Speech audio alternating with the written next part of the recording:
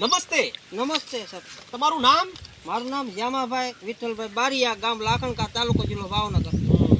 બરાબર. તો આપણે આમાં મકાઈ કરી દઈએ એમાં પડામાં. હા હા. તો મકાઈમાં તમે કયું ખાતર વાપર્યું હતું તો જેથી કરી ત્યારે મકાઈ સારામાં સારી અત્યારે દેખાય છે?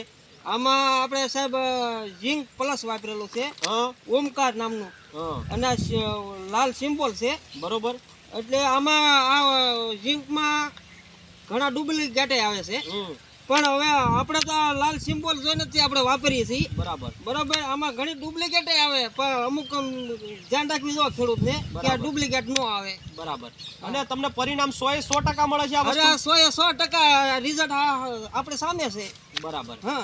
બીજા કયા મોલમાં તમે વાપરો છો? આપણે બધી શાકભાજીમાં વાપરીએ છીએ. બરાબર. હા. તો તમને કોઈ ખર્ચાળ નથી ને? ના ના ના ના, કોઈ ખર્ચ નથી. આ તો શાકભાજીમાં કેવી બેનિફિટ મળે છે તમને? આમાં કે બહુ ઉત્પાદન બહુ સારામાં સારું મળે.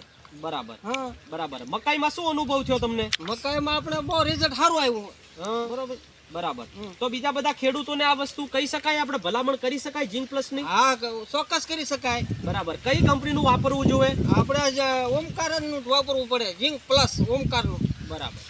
અને આ સિમ્બોલનું ખાસ ધ્યાન રાખવું કે આ લાલ સિમ્બોલ હોવો જોઈએ. સરસ. બરોબર. નમસ્તે સર. ઓકે.